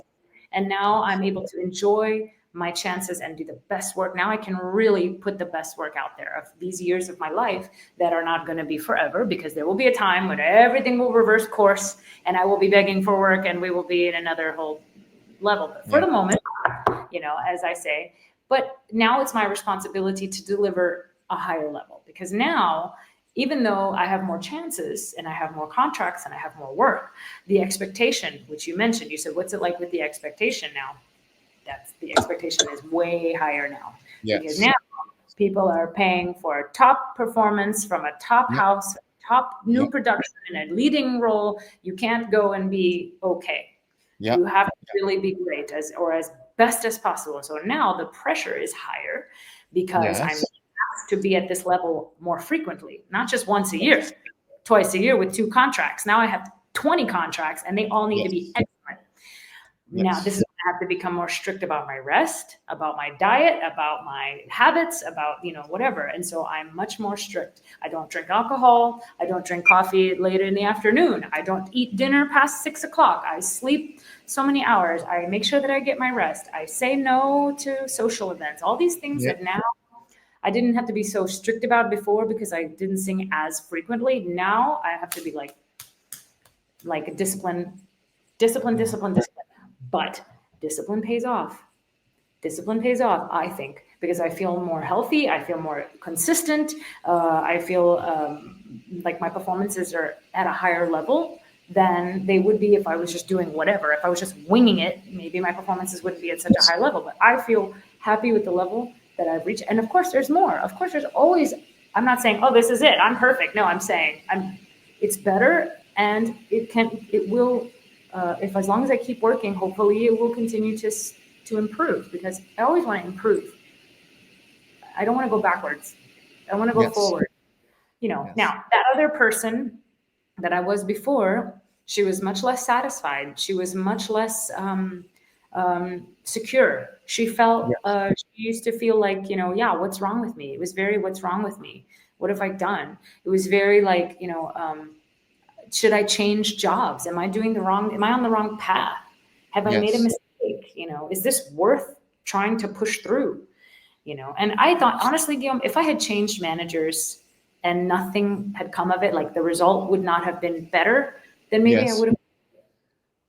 maybe I would have quit, because I wouldn't have gotten to the level that I wanted. Now I'm at the level I want. I'm even beyond what I ever wanted. This is more than Yeah. I ever dreamed of, you know, and now I'm saying, okay, I have to fight. Also, you have to kind of fight to stay here. You know, it's not so easy Yes. to just rest on your laurels. You still have to Yeah. prove yourself consistently. Yeah. You know, Would you describe yourself as competitive? Are you a competitive person?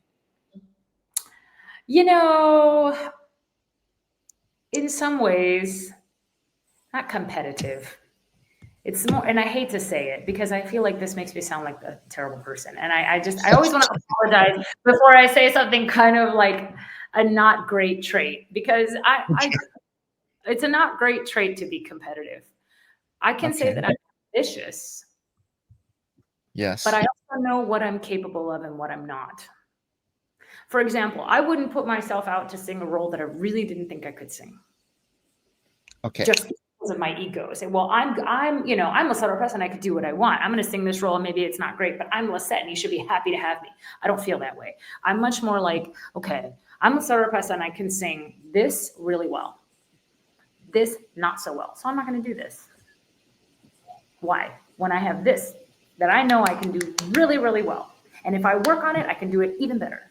So it's kind of like, because I don't think, the reason I don't feel competitive in the sense that, is there other people that are like better than me? Because everybody's different. Mm-hmm. Everybody is different. And our job is not a sport, even though it is athletic, Yeah. Guillaume. Yeah. It's not a sport. There are no medals. There are no times to beat. There are Yes. no records. Yes, there are records in the literal sense of like, oh, well, there's records. There's Callas and there's Caballé and there's these great singers who have made this legacy, of Yeah. course. But there's not a literal time to beat in order to be the new greatest.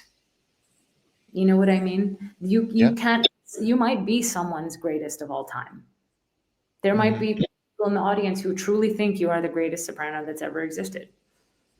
But that's not why, if I'm trying to be that, then I will never be happy. That's like I said, like trying to be everybody's favorite, that's everybody's best. You know, I compete with myself. I try to sing Mm-hmm. better than last time. I try to learn Okay. something from last time. But if I'm like, do I compare? Do I hear other singers? Yes, of course. I know who sings my repertoire. I know who my contemporaries are. I know who people compare me to all the time. People compare me to Yes. sing living and dead all the time. Yes. People, oh, you sound just Yes. like Sylvia.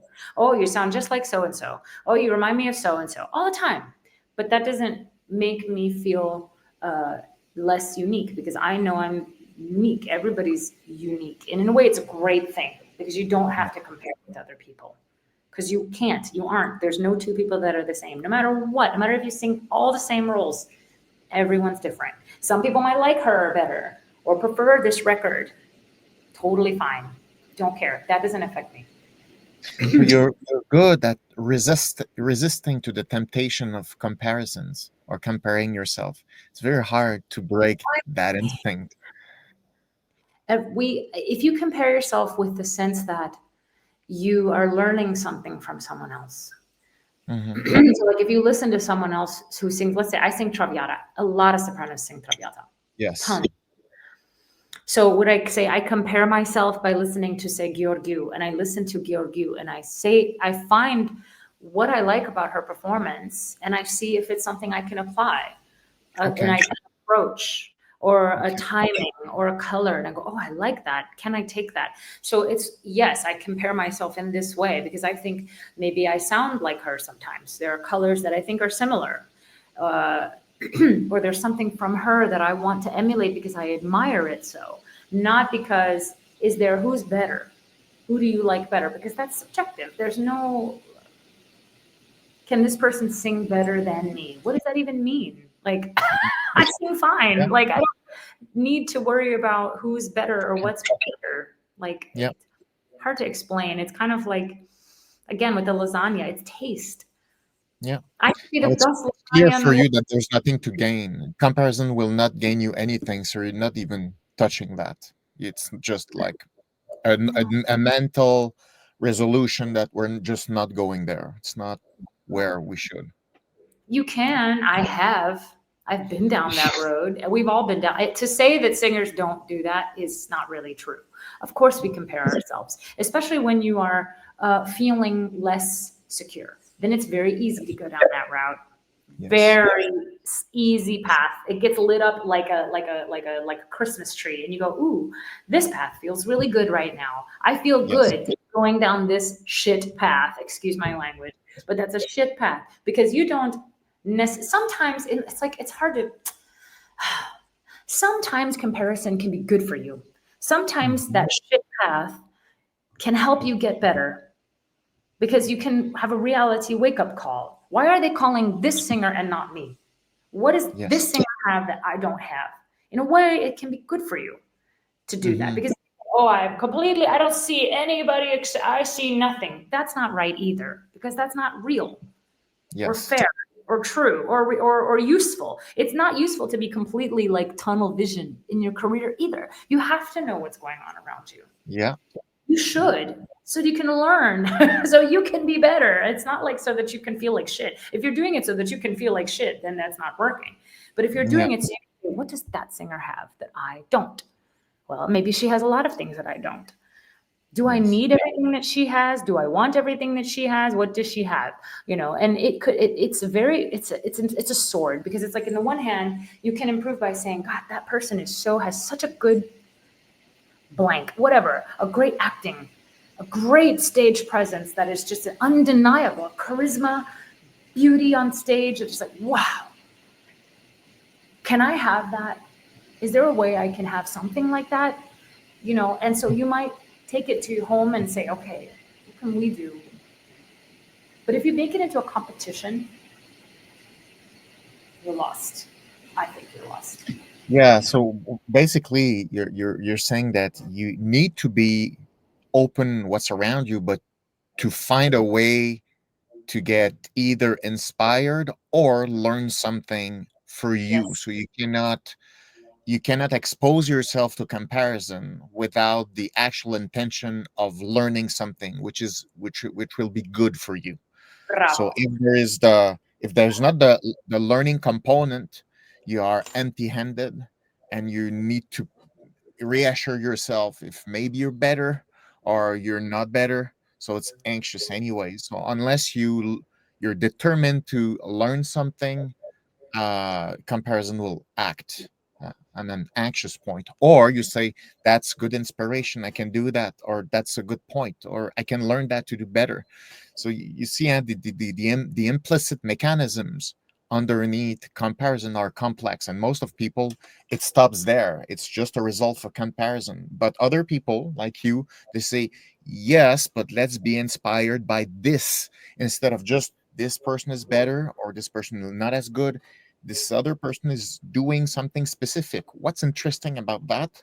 Is it Mhm. useful? How can it be useful That's right. for me? So it's really, Right. I think it's a really good point that you're bringing here, to be able to live with other people that are doing things also. I just think a lot of it boils down to, Guillaume, it's very easy to become destructive Yeah, to yourself when you compare yourself, which is why a lot of people get the advice of do not compare yourself ever, because yeah, it's only destructive. But yeah, it's not, it can be destructive yeah, if you're looking for reasons to feel worse about yourself.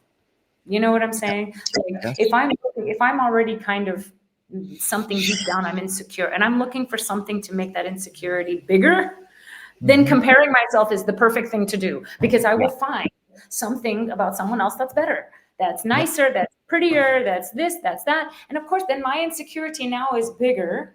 And now I can be like, okay, I have this giant insecurity and I'm carrying this insecurity around. But and maybe sometimes this is a good feeling. I don't know. It's almost like sometimes feeding an insecurity makes you feel better somehow, because you yeah, feel, I don't know, but I feel like that's destructive. It doesn't help you get better. yeah. Feel Well, the good. thing is, it's interesting what you're saying, because why do people are self-destructive? I don't It's know. they have two battles.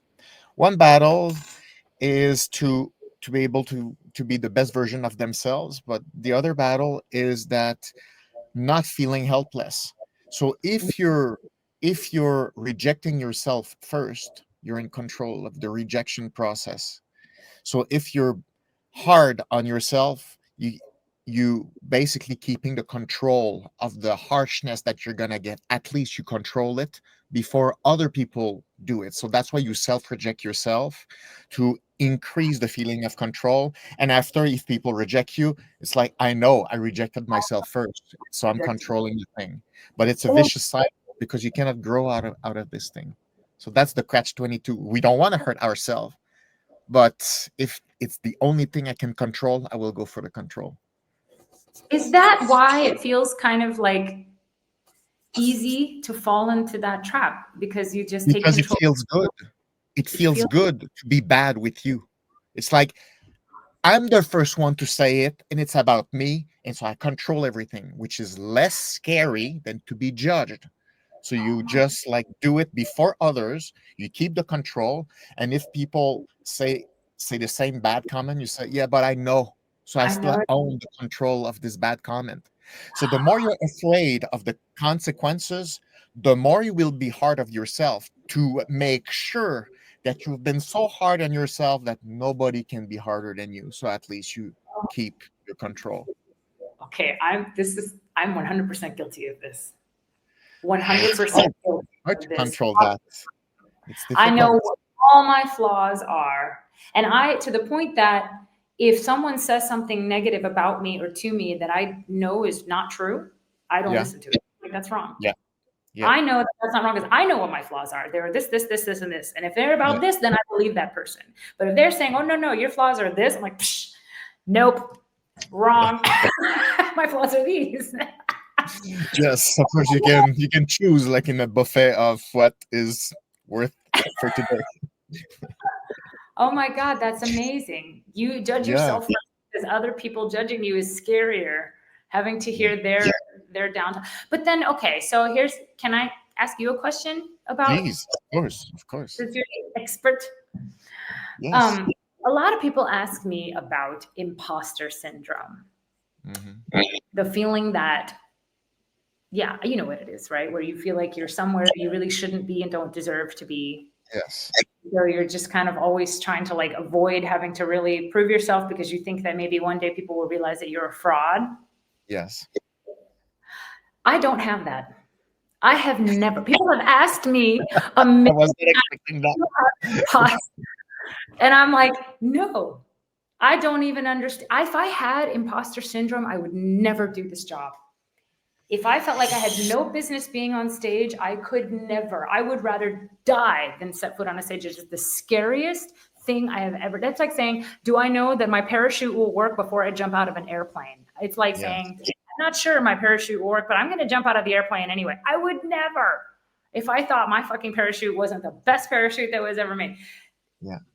Is there a term for for being a person that feels like, no, I actually don't feel. Is that make me? Is there some other word for that? A person who feels Well, of like course, you're a bad person means that you're a bad person. Yeah, of course. you should feel like you're an imposter.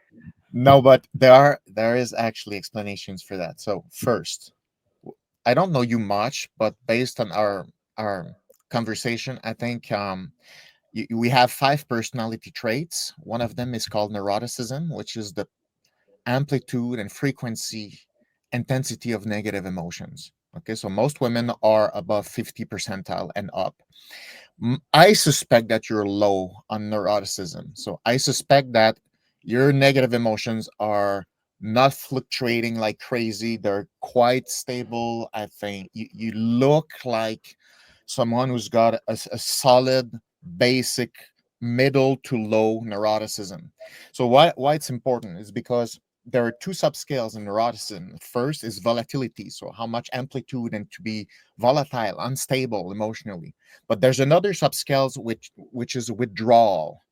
The withdrawal is correlated with being self-conscious. Being self-conscious is basically the same concept as feeling imposter. So, in short, if someone is low on neuroticism, much less likely to be self-conscious and self-analyzing all the time, which leads to the imposter syndrome all the time. So the personality traits help. Okay, so some people are very high on withdrawal, so think about themselves all the time. So you need to break this habit. So that's one thing. The other thing, to not feel imposter, one of the remedy is to make sure that you have fun. If you're not sure to have fun or where to have fun, your brain will just analyze yourself. But if you have fun doing something, the brain doesn't care of who you are, what you do, because you're busy. You're busy Mhm. having fun. So, when you start, for example, a show, you go on stage, like you need to excel, you take control of the thing, and now it starts, and now the fun comes in, and now you feel free, strong, and you can take risks and all that stuff. When you're in this mindset, you're not worried about what you look like or not. But if anxiety is high, your brain will self-analyze yourself. And so the imposter syndrome is always the calculation or saying, you see, you're still anxious, so you're probably not as good as what you think. So the imposter is always there when there's a self-observation loop. So in short, I would say that's my answer. The self-observation loop, and you're not having fun. Yes.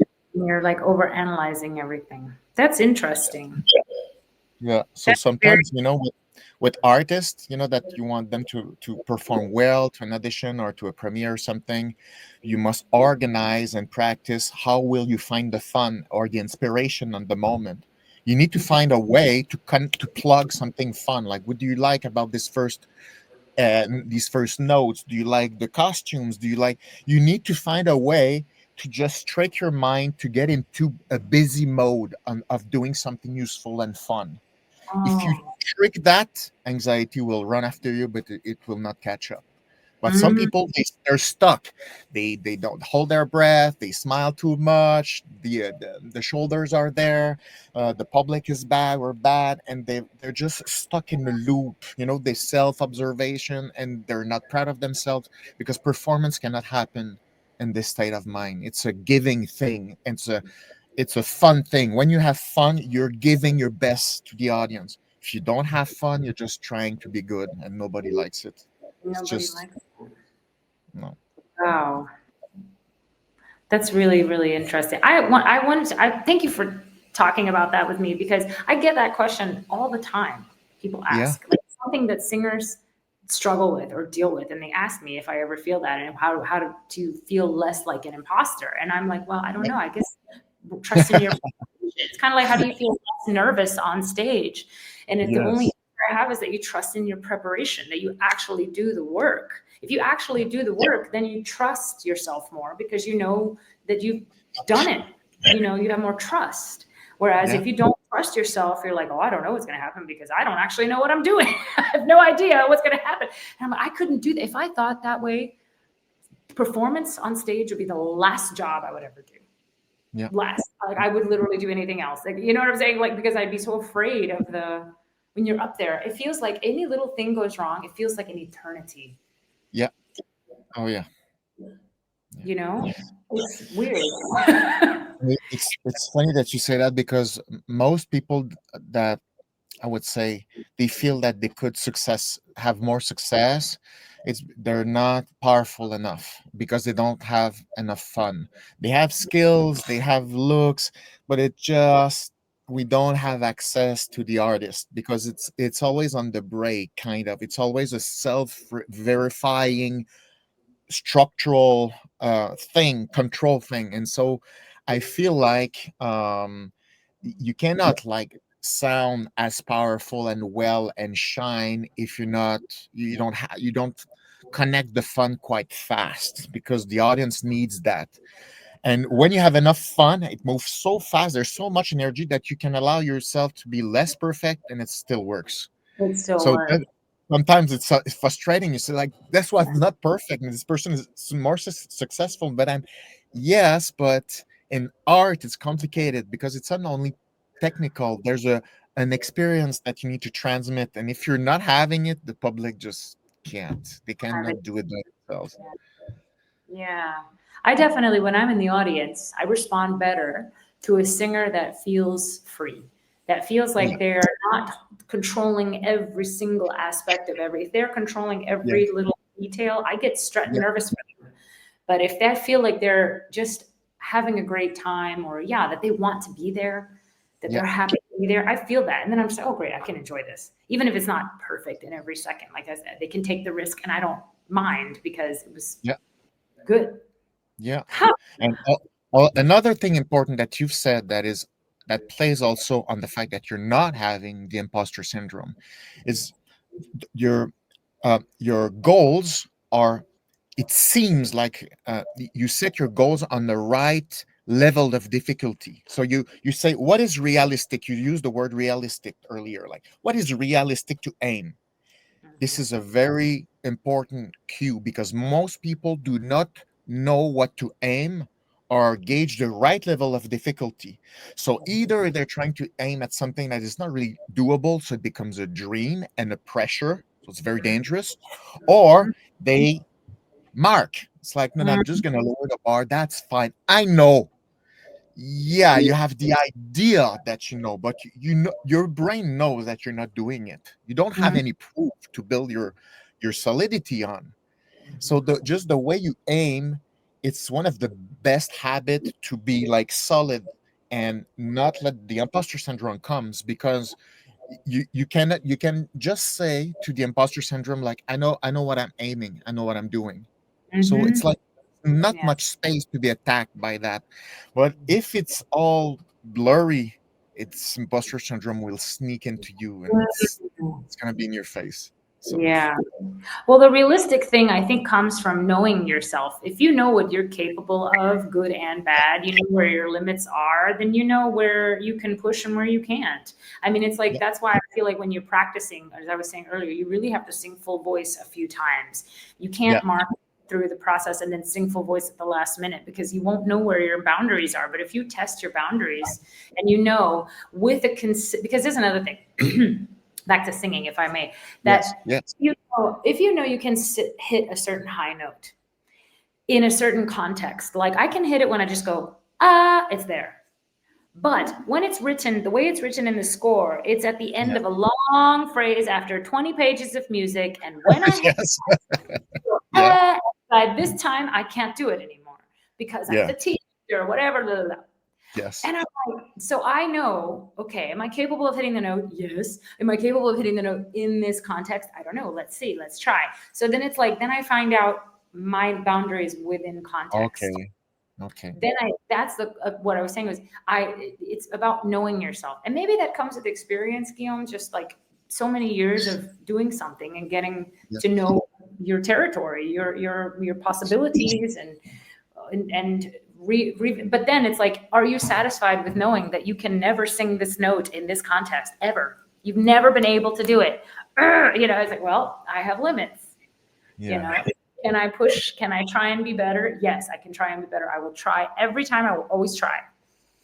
But I know But I've never did it. you're mentioning you're mentioning a very big challenge now. Yeah. And I have no choice to underline it because you say it like it's music to my ears. However, it's really hard to do. Okay, how can you aim to be better and to be good at the same time to put limits not too high?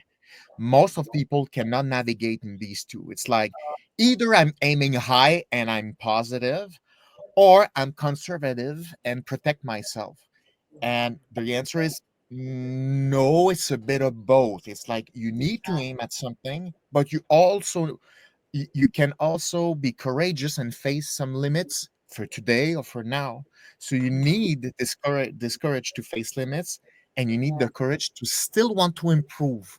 Still And want to try. this, it's not it's hard to keep both in track. It's like I'm courageous, I'm thinking positive, yeah, but it's gonna crack you open in anxiety because it's a dream. And now the imposter syndrome will run after you.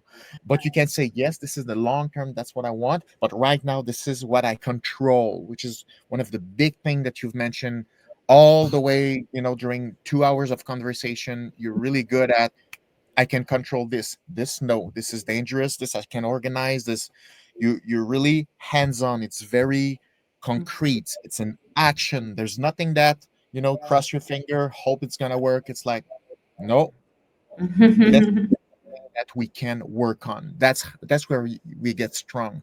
So Yeah. thank Yeah. you. Oh, Thank you so much for this conversation, Lisette. It was so fast. It's almost 2 hours. I thought it would be just 1 hour, but I couldn't I know. resist. I'm sorry. I was just yakety No, yakety yak. I no, it was great. It's my first, like, it's one of the first time that I can really talk about precisely about certain things that bother me, like air, vocalization, language, and all that stuff. I'm so happy. It's so interesting, and voice thank is so powerful. It's abstract, but voice is powerful. It represents what the brain and the body does, and thank you so much for this conversation, Lisette. Thank you. And you. of course, you're really easy to see and to follow. And of course, I'm gonna be posted to see all the new projects that you're involved. So Thank thanks so you. much for the inspiration. Thank you so much, Guillaume. I really appreciate the chance to talk to you and to get to talk about these subjects and hear also your expert tips and your perspective, because I don't get to hear that very often, and I'm grateful to hear it. And just thank you so much. You're It brilliant. was fun. Thanks a lot. All right. Have a nice day, guys. Thanks for joining us. Thank you.